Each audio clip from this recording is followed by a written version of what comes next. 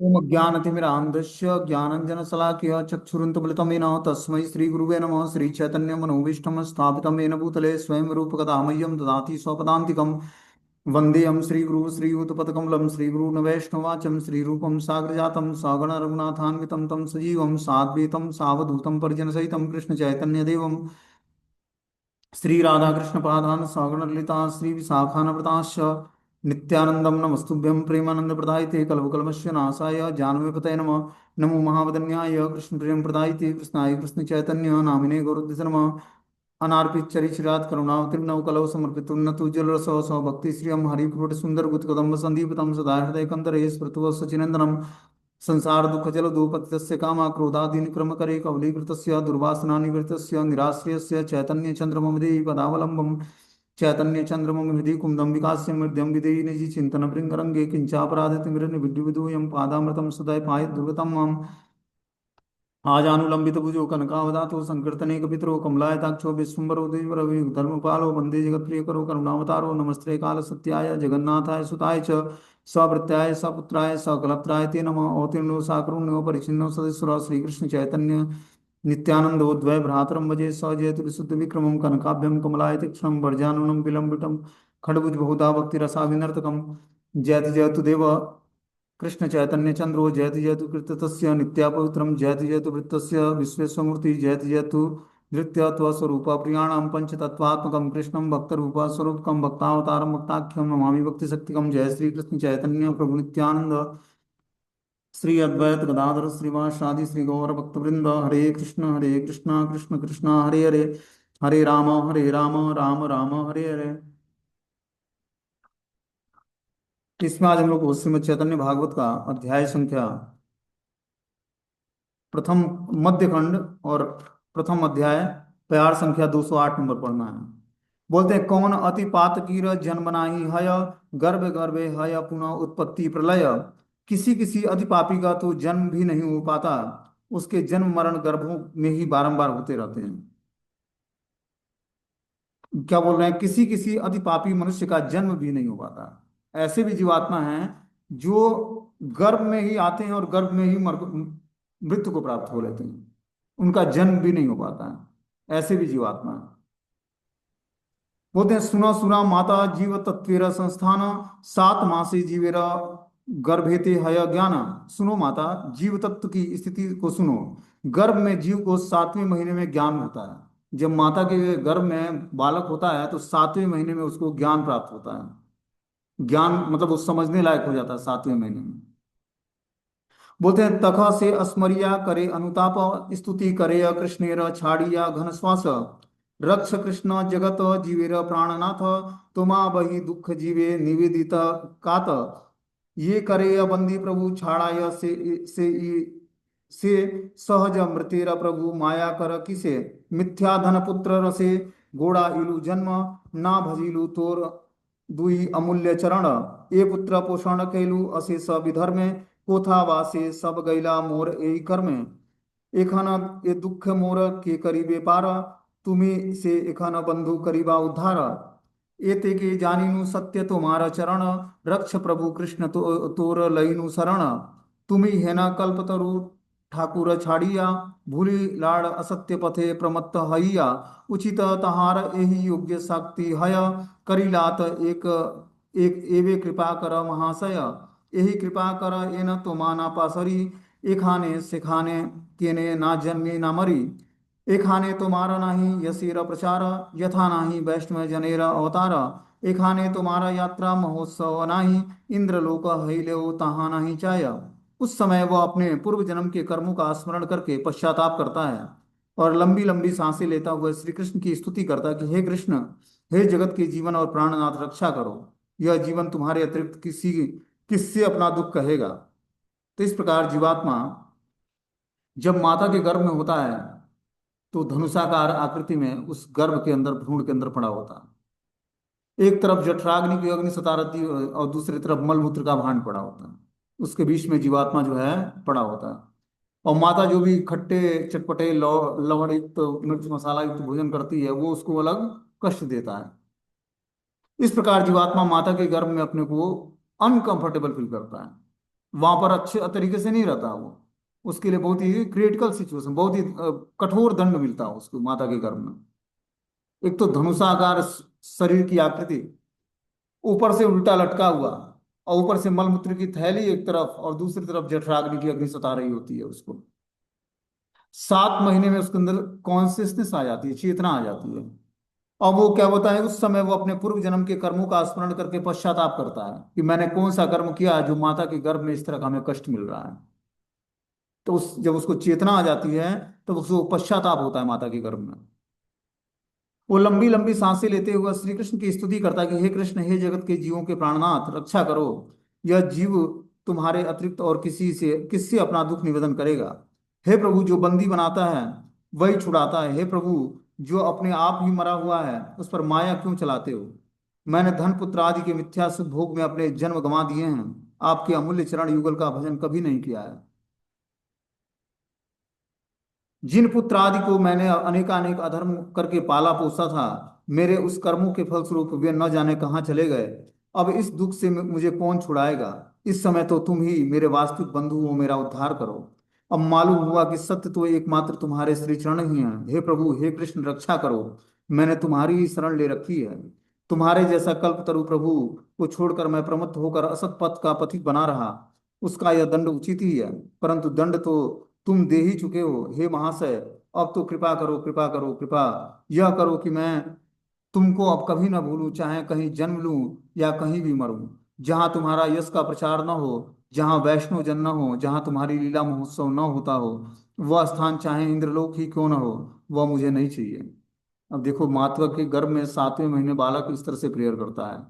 कौन सा बालक? जो पायस व्यक्ति है, जो पायस जीवात्मा है, पवित्र जीवात्मा है। सब नहीं प्रेयर करेंगे।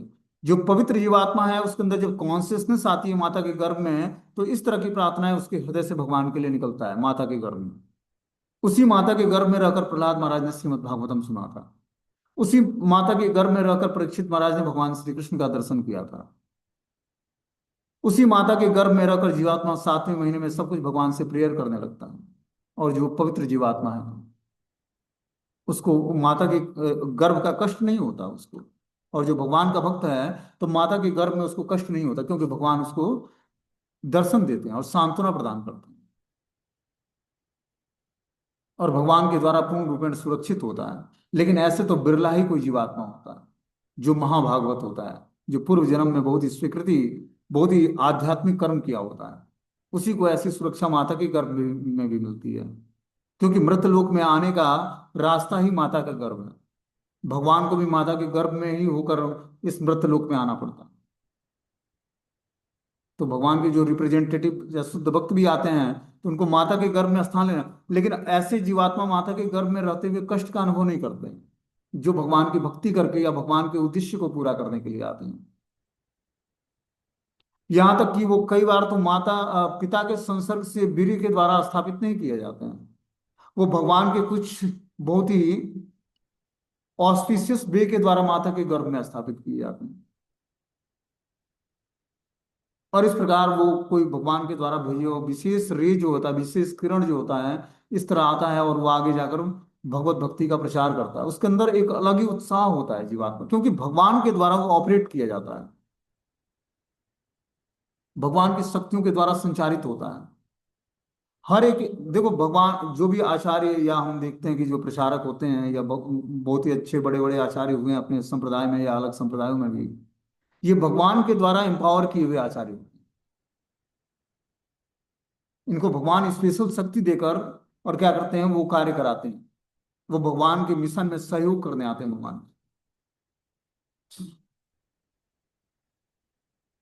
तो इस प्रकार भगवान से वो रक्षा के लिए प्रार्थना करता है। बोलते हैं कि सत्य तो एकमात्र तुम्हारे श्री चरण है। हे प्रभु, हे कृष्ण, हमारी रक्षा कर। मैं तुम्हारी ही शरण लिया हूँ। जैसे तुम्हारे जैसे कल्प तरु प्रभु को छोड़कर मैं प्रमत्त होकर असत पथ का पथिक बना हूँ। यह दंड आपने उचित दिया है मुझे, परंतु दंड तो तुम दे ही चुके हो। हे महाशय, अब तो कृपा करो, कृपा करो और कृपा करो। तुमको अब कभी नहीं भूलूंगा, चाहे कहीं जन्म लूं या मृत्यु को प्राप्त हूं। तुम्हारे यश का प्रचार न हो, जहाँ वैष्णव जन न हो, जहाँ आपकी लीला महोत्सव न मनाई जाती हो, वह स्थान स्वर्ग लोक ही क्यों न हो, वो मुझे नहीं चाहिए। तो इस प्रकार जीवात्मा 7वें महीने में माता के गर्भ में रहते हुए भगवान से प्रेयर कर रहा होता है कि आप हमें इस गर्भ से बाहर निकालो। बोलते हैं मातृ गर्भ के सप्तम सप्तम मास में अवस्थान के समय आर्त युग कातर भाव से भगवान का सत्व कर रहा होता है। जिस भगवान की माया ने मुझको इस भव दुर्ग अर्थात संसार कारागार में बंदी करके सतह रज और तमोगुण में इस 3 प्रकार के जालों के द्वारा बांध दिया है, अर्थात भगवान को जो अचित बहिरंगा शक्ति कृष्ण विस्मृति बहिर्मुख मुझको मोहित करके जड़ सुख भोग में प्रमत्त कराकर त्रैताप ज्वाला में दग्ध कर रही है। गुरु कृष्ण प्रसाद के प्रभाव से मेरी सेवन मुखता को देख कर फिर वही माया भगवान की चिन्मयी स्वरूप शक्ति रूप में मुझे इस भव कारागार क्लेश से मुक्त भी करा सकती है। हे भगवान, मैं जिस मुहूर्त से आपको अपने नित्य सेवक परम कारण चेतन प्रभु रूप से न जानकर आपसे विमुख होकर और आपको भूलकर एवं आपकी प्रतीति के बिना अन्य दूसरी वस्तु के प्रति अभी निविष्ट हुआ हूँ, उसी मुहूर्त में अपनी बुद्धि भ्रष्ट हो जाने के कारण मैं निसर्ग स्वच्छंद की तरह भोक्ताभिमान के फलस्वरूप अचेतन अचेतन का सेवक बना हुआ मृत शव तथा जड़वत होकर पड़ा हुआ हूँ। अब फिर आप अपनी विमुख मोहिनी वंचना करने वाली माया द्वारा मुझको और अधिकतर वंचित क्यों कर रहे हैं। तो इस प्रकार जीवात्मा भगवान माता के गर्भ में भगवान से प्रेयर कर रहा होता कि हे प्रभु, मैं तो आपकी जो माया शक्ति है उसने मुझे इस भव दुर्ग में संसार कारागार में बंदी बनाकर अलग अलग गुणों के प्रभाव में रखकर कभी सतोगुण में, कभी रजोगुण में और तो कभी तमोगुण में 3 प्रकार के जालों को द्वारा बांध कर और हमें क्या कर रही है, बहिरंगा शक्ति कृष्ण विस्मृति कराकर और मुझे मुझे जड़ सुख भोग में प्रमत्त करा रही है।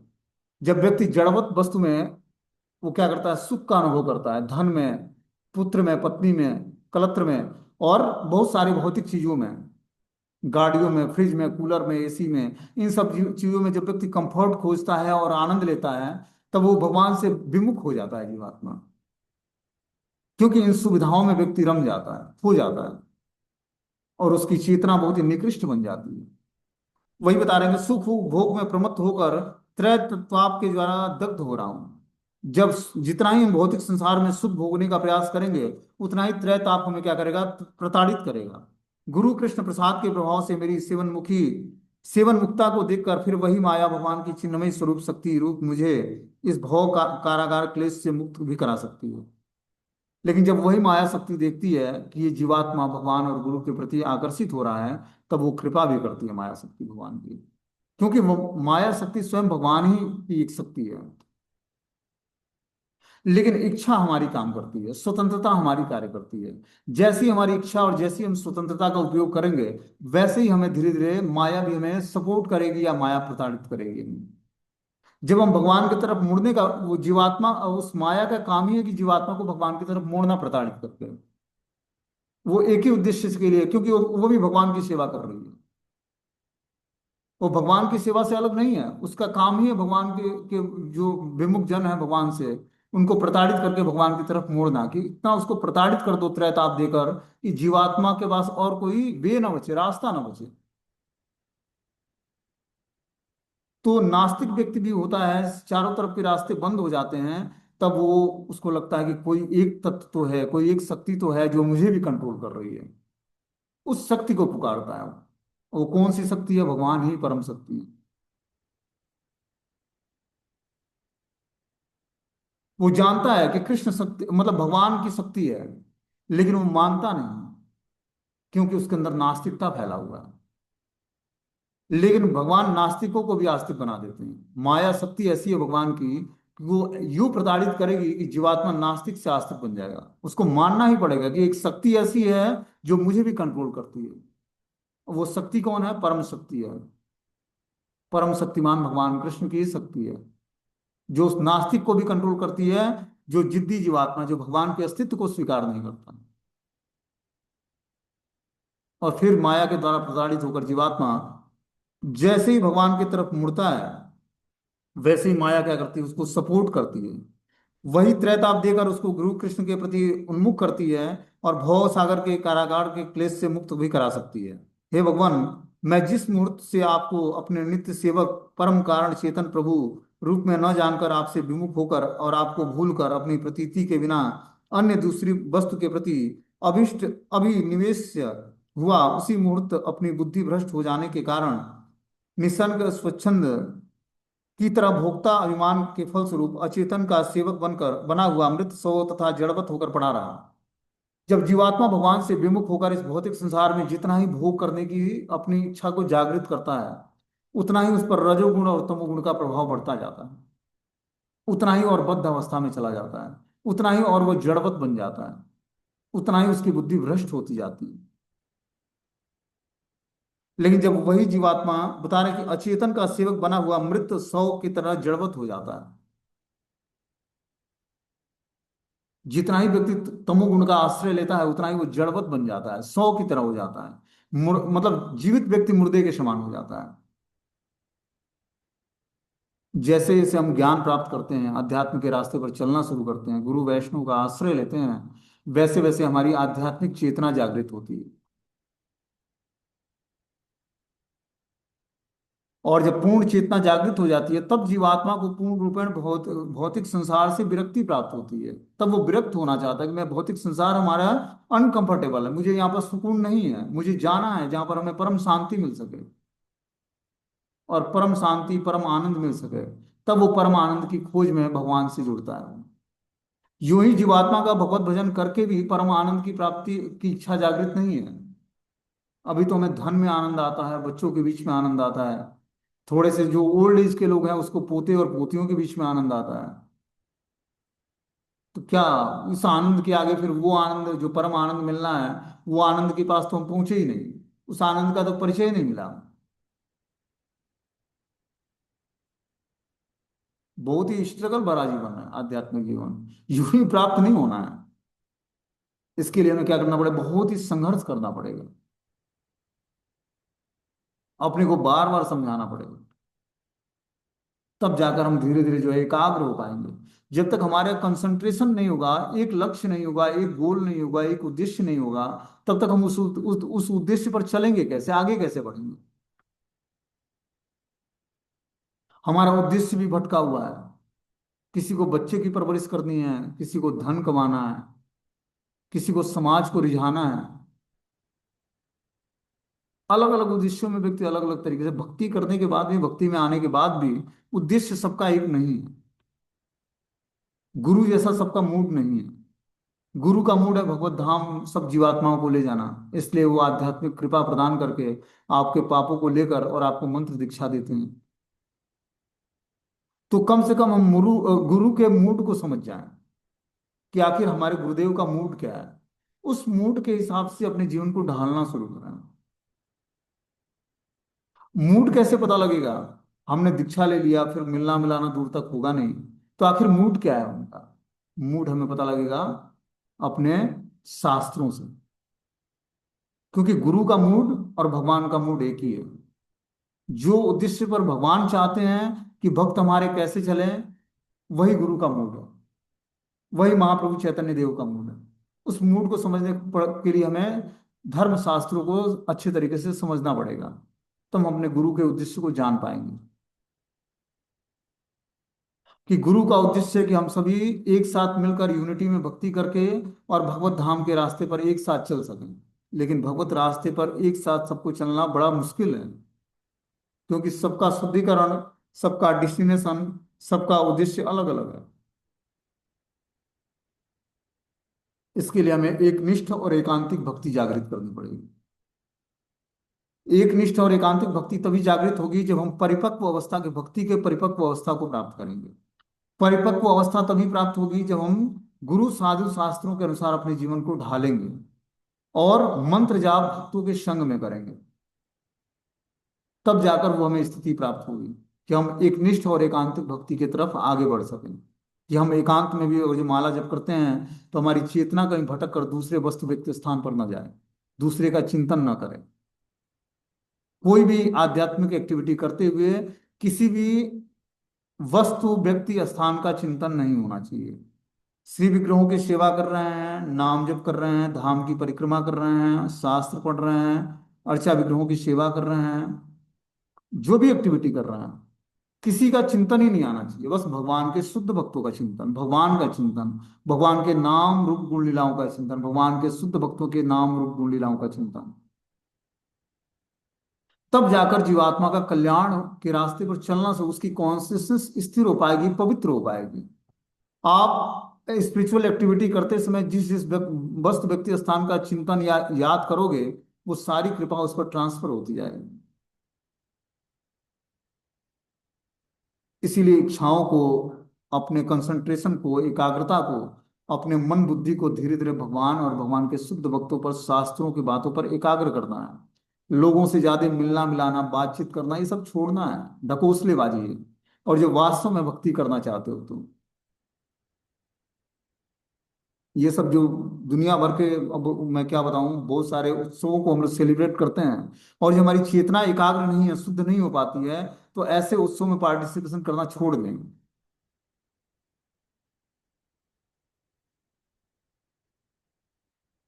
हम लोगों के लिए नित्य नाम जप ही हमारा सबसे बड़ा उत्सव है। ग्रंथों को पढ़ना ही सबसे बड़ा उत्सव है, जिससे हमारी चेतना एकाग्र रहती है, भगवान पर स्थिर रहती है, जिससे हमारी चेतना विचलित हो जाए, उसमें विकार उत्पन्न हो जाए। ऐसे संघ या ऐसे उत्सव में पार्टिसिपेट करना, भले वो आध्यात्मिक उत्सव कौन क्यों ना हो, नहीं जाना है। क्योंकि उस लेवल की शुद्धि नहीं है हमारी कि हम मार्केट प्लेस में बैठकर जाप कर सकते हैं। ये तो परमहंस जो वैष्णव होते हैं उनके बस का होता है, जो मार्केट प्लेस में भी बैठकर, श्रीपाद, क्या नाम था उनका, ईश्वरपुरीपाद जी के जो गुरु थे, माधवेंद्रपुरीपाद, मार्केट प्लेस में बैठकर जाप कर रहे थे, और भगवान ने खीर चुरा कर उनके लिए भेजा। तो हमें, हम लोगों को अभी वो स्थिति प्राप्त नहीं, अपने को परहेज करना पड़ेगा। अपना एक नित्य रूटीन, एक शेड्यूल बनाना पड़ेगा, उस शेड्यूल पर अपने को फिक्स करना पड़ेगा कि इसके अलावा मुझे कुछ करना ही नहीं है। तब जाकर आपकी एकाग्रता बढ़ेगी, कंसंट्रेशन बढ़ेगा, आपके अंदर भगवान के प्रति विकलता उत्पन्न होगी, भगवत प्राप्ति करना, एकांतिक भक्ति निष्ठा का जागरण होगा आपके अंदर। तपस्याएं, अब हम सोचते हैं कि सब रस भी मिलता रहा है, और भगवान की भक्ति में भी एडवांस में, ऐसा दोनों रस प्राप्त नहीं होगा।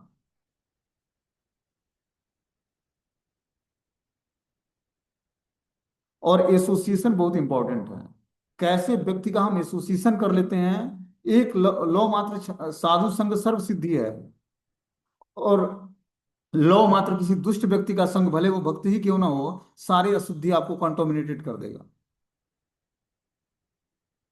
आपकी चेतना को दूषित कर देगा, तुरंत ही लय घेर लेगा, जपा नहीं होगा, शास्त्र पढ़ना समझ नहीं आएगा, आध्यात्मिक एक्टिविटी करने की इच्छा ही जागृत नहीं होगी, हो गया सर्वनाश। इसीलिए बहुत ही सतर्क रहो, अध्यात्म का रास्ता बहुत ही सेंसिटिव रास्ता है।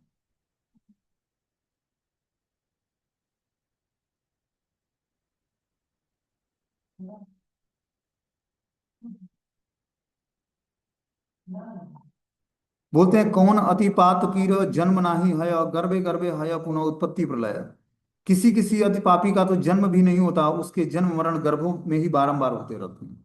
ऐसे भी पापी व्यक्ति हैं जो गर्भ में तो आते हैं माता के, लेकिन गर्भ से बाहर नहीं आते हैं, उनका भ्रूण में ही हत्या कर दिया है। वो बहुत ही पापी व्यक्ति हैं जो ऐसे माता पिता के साथ संबंध जागृत होकर, और जो है गर्भ में आते हैं लेकिन गर्भ से बाहर नहीं आ पाते, उनको भ्रूण में ही हत्या माता पिता कर देते हैं। उस भ्रूण में हत्या की हुई जीवात्मा का भी अपना कर्म है।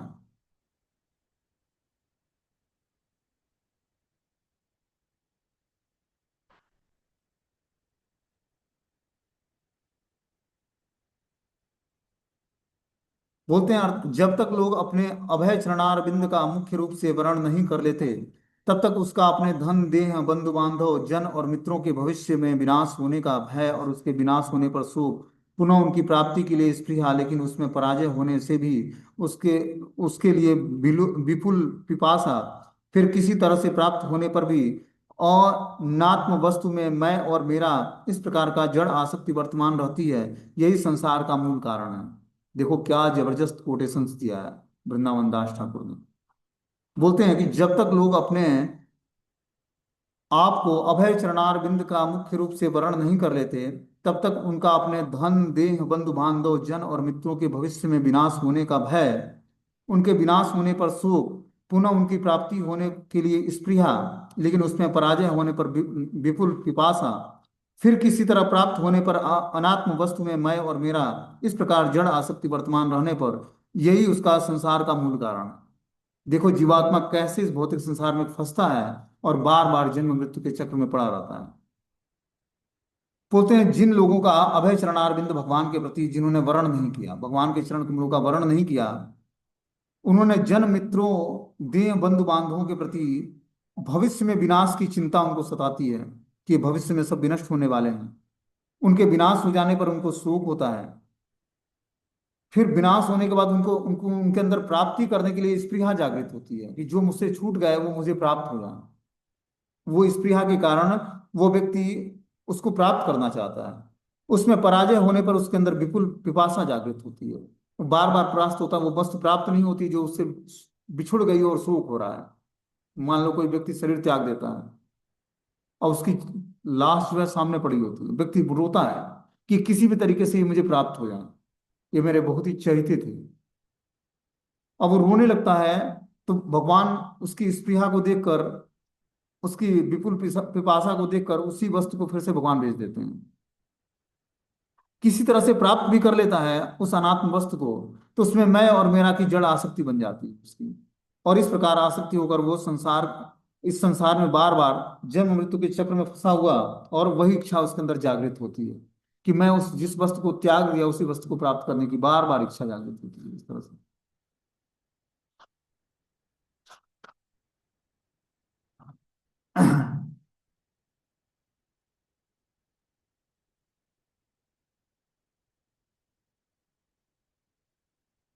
बोलते हैं कि चाहे मैं इस मनुष्य रूप में जन्म में रहूं या अन्यत्र किसी तिर्यक योनि में ही जन्म क्यों न लूं, उस पर मेरी बस एक ही प्रार्थना है कि मैं मुझे केवल मात्र ऐसा सौभाग्य प्राप्त हो जब मैं आपके भक्तों के बीच में रहकर आपके पाद पद्मों की सेवा कर पाऊं।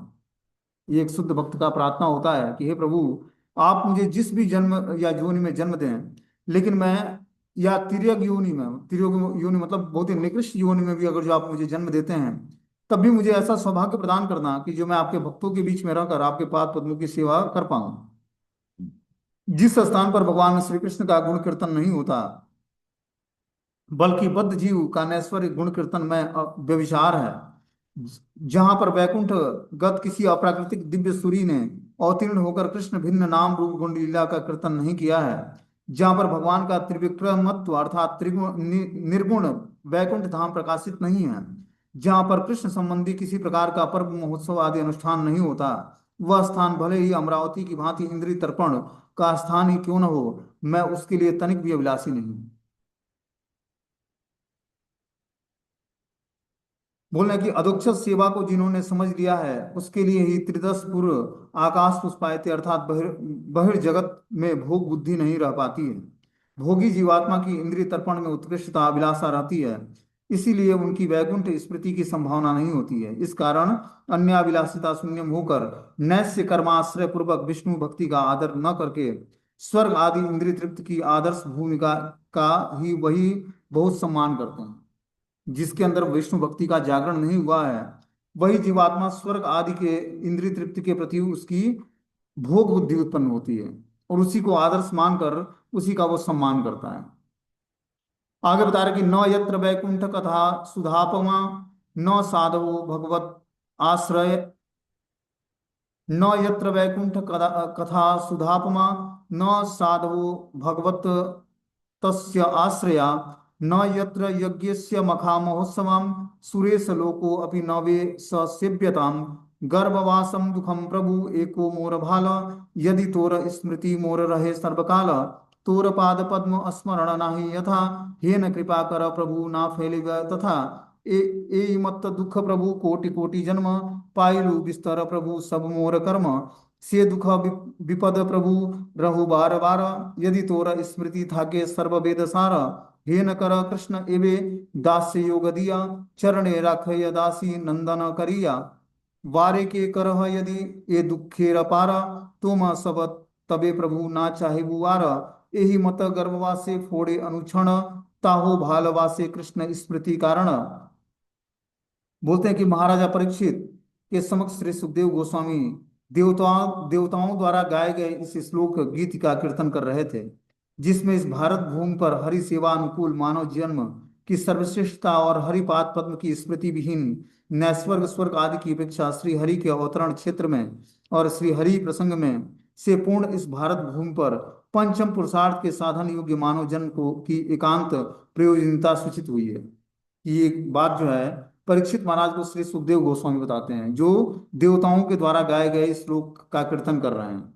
बता रहे हैं कि इस भारत भूमि में जन्म लेकर जीवात्मा हरि सेवा के अनुकूल सर्वश्रेष्ठता और हरिपाद पद्मों की स्मृति विहीनता, स्वर्ग के प्रति उपेक्षा और श्री हरि के अवतार क्षेत्र और श्री हरि प्रसंग से पूर्ण इस भारत भूमि में पंचम पुरुषार्थ के साधन भक्ति को योग्य मानव जन्म की एकांत प्रयोजनीयता सूचित करता है। कि जिस मनुष्य जीवन को पाकर व्यक्ति, खासकर भारत भूमि में जन्म पाकर, जिसके अंदर देवलोक को भोगने की इच्छा न जागृत होकर पंचम पुरुषार्थ भक्ति को प्राप्त करने की इच्छा जागृत है, ऐसा मानव एकांत प्रयोजनीय सूचित होता है। ऐसा मानव को एकांत प्रयोजनीयता सूचित होता है। कि मतलब एकांत प्रयोजन का मतलब क्या है? एकांत प्रयोजन मतलब एक अनिष्ठ भक्ति के प्रति वो उसका उद्देश्य जागृत होता है कि मुझे बस अब बस कृष्ण की ही भक्ति करनी है। और इस प्रकार जीवात्मा, क्योंकि ये भारत भूमि उसको क्या करती है, सपोर्ट करती है भगवान की भक्ति करने के लिए। बाकी और जगहों पर तो, स्वर्ग में चाहे अन्य जगहों पर, इतने भोग की सुविधाएं हैं कि जीवात्मा भगवान की भक्ति से विमुख होकर और भोग की टेंडेंसी को जागृत करता है, उसके अंदर भगवान की भक्ति की इच्छा ही जागृत नहीं होती है। लेकिन इस मृत्यु लोक में खासकर भारत भूमि में जन, क्योंकि यहाँ पर राम और कृष्ण स्वयं प्रकटित होते हैं, तो ये परम सौभाग्य है कि किसी व्यक्ति का भारत भूमिते हिले मनुष्य जन्मार, कि भारत भूमि में मनुष्य जन्म मिला उसको, और प्रॉपर भगवान ने सशरीर उसको स्वस्थ और अच्छी बुद्धि प्रदान किया। और सोने पे सुहागा ये मिला कि उसको भक्तों का संग मिल जाए, प्रमाणिक संस्थान में दीक्षा मिल जाए, तो ये तो सोने पे सुहागा मिल गया उसको। अब इतना मिलने के बाद भी वो अपने अशुभ लक्षणों के कारण कष्ट भोग रहा है, तो इसमें भगवान कुछ नहीं कर सकते हैं। इतना सब कुछ देने के बाद भी वो भगवान का थैंक्स नहीं बोलता, भगवान को धन्यवाद नहीं देता और भगवान को ग्लोरीफाई नहीं करता, तो उस जीवात्मा का जन्म व्यर्थ चला गया। बोलते हैं जहां हरि कथामृत की अमृतमयी सरिता नहीं बहती, जहां उस हरि कथामृत प्रवाहिनी के आश्रित साधु भगवत जन अवस्थान नहीं करते, जहां कृष्ण के नृत्य गीत वादन कीर्तन आदि से युक्त महोत्सवमयी यज्ञेश्वर की पूजा नहीं होती, वह चाहे ब्रह्मलोक ही क्यों न हो, वह स्थान रहने योग्य नहीं है। बोलते हैं कि जहां पर हरि कथा का अमृत की सरिता नहीं बहती, नदी नहीं बहती, जहां हरि कथामृत प्रवाहिनी के आश्रित साधु भक्तजन अवस्थान नहीं करते, जहां कृष्ण के नृत्य गीत वादन कीर्तन आदि से युक्त महोत्सव आदि यज्ञेश्वर की पूजा नहीं होती, जहां ब्रह्मलोक ही क्यों न हो, वह स्थान रहने योग्य नहीं है। हे प्रभु, आपकी स्मृति निरंतर बनी रहे, जो यह गर्भवास का दुख भी मेरे लिए अच्छा है। हे प्रभु, अब तो बस ऐसी ही कृपा करो, जहां आपके पाद पद्मों का स्मरण न रहे वहां मुझे मत डाल देना। हे प्रभु, इस प्रकार के अनेकानेक दुख मैंने कोटि कोटि जन्मों से पाए हैं, वे सब मेरे कर्मों के ही फल स्वरूप थे। हे प्रभु, वे सब दुख और विपत्तियां भले ही बारंबार आए, परंतु आपकी स्मृति बनी रहे। यह स्मृति ही समस्त वेदों का सार है। हे कृष्ण, अब तो ऐसा करो कि मुझे अपनी किसी दासी का कोई पुत्र बनाकर और दास से भाव देकर अपने चरण कमलों के समीप रख लो। एक बार यदि आप मुझे इस दुख से छुड़ा दें, तो फिर आपको छोड़कर मैं किसी को अन्यत्र नहीं जाऊंगा। इस प्रकार वह जीव गर्भ में निरंतर जलता तड़पता रहता है, और परंतु श्री कृष्ण की स्मृति के कारण इस अवस्था को भी वह अच्छा ही समझता है। इस प्रकार देखो, जब जीवात्मा माता के गर्भ में, भगवान चैतन्य महाप्रभु ये बात अपनी माता सची माता को बता रहा है कि हे माता, इस मन ये यही बात कपिल देव भगवान ने माता देवहूति को बताया था, जो भगवान चैतन्य महाप्रभु अपनी माता सची माता को बता, वही भगवान कपिल देव अवतार में माता देवहूति को ज्ञान प्रदान किया। तो क्या उन्होंने प्रार्थनाएं बोली हैं कि आपकी स्मृति निरंतर बनी रहे, आप हमें गर्भवास का दुख भी दें, ये भी अच्छा है हमारे लिए, लेकिन उसमें भी आपकी स्मृति बनी रहे। हे प्रभु, अब तो बस ऐसी कृपा करो कि आपके पाद पद्म का स्मरण, पाद पद आपके पाद पद्मों का स्मरण न रहे वहां मुझे मत डालना। जहां से मैं आपके चरण कमलों को भूल जाऊं, वो स्थान मुझे अति कभी नहीं चाहिए। हे प्रभु, इस प्रकार के अनेकानेक दुख मैंने कोटि कोटि जन्मों से पाए हैं।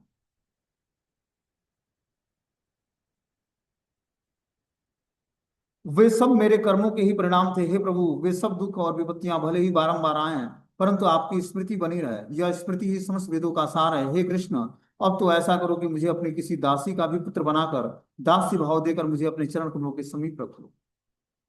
तो इसका उद्देश्य क्या है? महाप्रभु का ये कहने का उद्देश्य क्या है कि देखो, जब तक हम भगवान के सामने इस तरह का प्रार्थनाएं नहीं करेंगे, ठीक है ना, तब तक भगवान हमें अपनाने वाले नहीं। क्योंकि भोग बुद्धि से भगवान को जानना और भगवान को प्राप्त करना कदापि संभव नहीं। और हमारे अंदर भोग की बुद्धि जो है, व्यक्ति को जब लंबे समय तक भगवान का भजन करता है तब उसकी भोग बुद्धि जो है विनष्ट होती है और उसके अंदर सत बुद्धि का जागरण होता है। हमने क्या बताया कि व्यक्ति जो है यूं ही भगवान को प्राप्त करने या भगवान से प्रार्थना करने की योग्यता उसके अंदर नहीं आती है।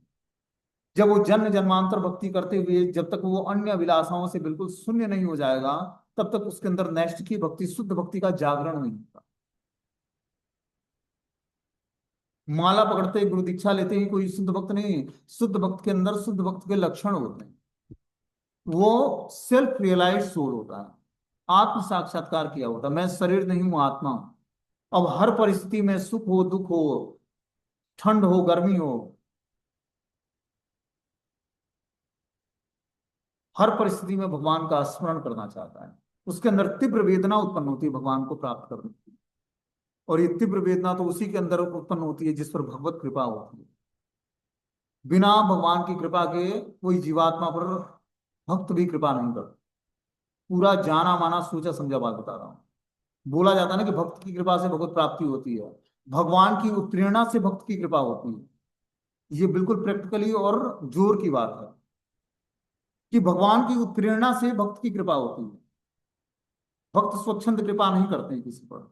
जब देखते हैं कि जीवात्मा इस भौतिक संसार में कष्ट पाते पाते उसके अंदर कुछ वेदना उत्पन्न हुई हमारे, तब भगवान उस पर कृपा कराते हैं, वैष्णव से उसको मिला देते हैं और कृपा करने के लिए उसको मजबूर कर देते हैं अगले व्यक्ति को। यूं ही कोई वैष्णव भी किसी भक्त पर कृपा नहीं करता है या किसी साधारण व्यक्ति पर कृपा नहीं करता है।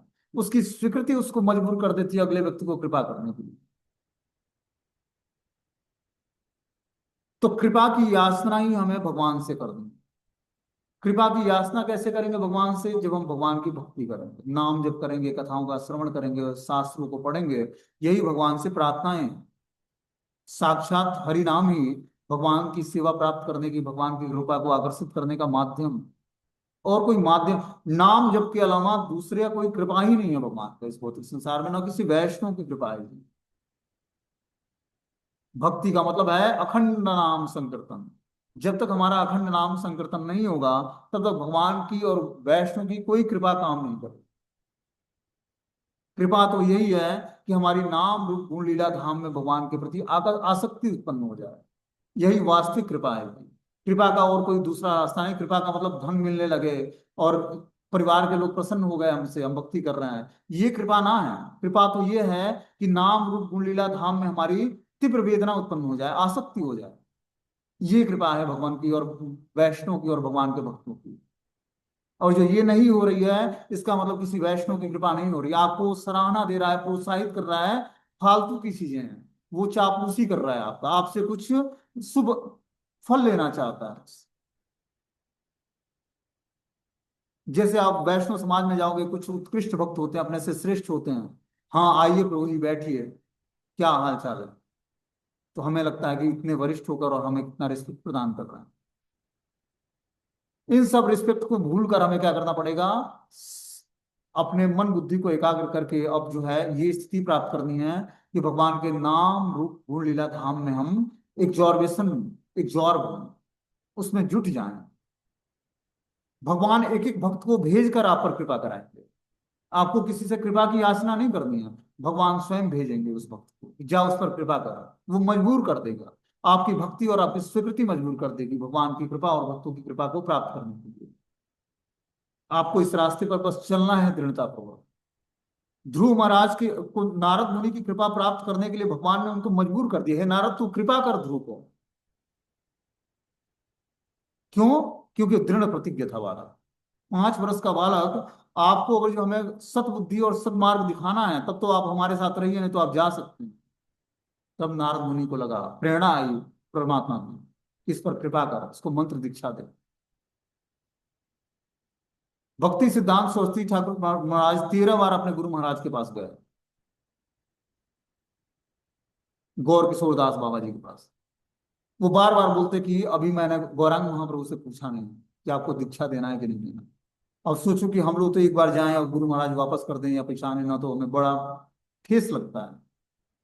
वो 13 बार गए कि मैं कल उसके गौरांग महाप्रभु से आपको बताऊं, अभी मैंने पूछा नहीं है। क्या दृढ़ता थी, क्योंकि पिता ने बोला था कि आपको हमारे गौर किशोरदास बाबा जी से दीक्षा लेनी। चाहते तो भक्ति विनोद ठाकुर जी दीक्षा दे सकते थे, लेकिन नहीं दिया। उनको पता था कि इसके अंदर अहंकार आ जाएगा। पिता ने हमें दीक्षा दिया, हमारे पिताजी हमारे गुरु। और गौर किशोरदास बाबा जी पढ़े लिखे नहीं थे, लेकिन जब प्रवचन देते तो सारे श्रीमद् भागवतम के श्लोका उनको कंठस्थ थे। इसीलिए भक्ति विनोद ठाकुर जी ने अपने पुत्र भक्ति सिद्धांत सरस्वती ठाकुर जी को गौर किशोरदास बाबा जी के पास भेजा कि थोड़ा बहुत भी अहंकार है वो समाप्त हो जाएगा इनके पास जाने मात्र से।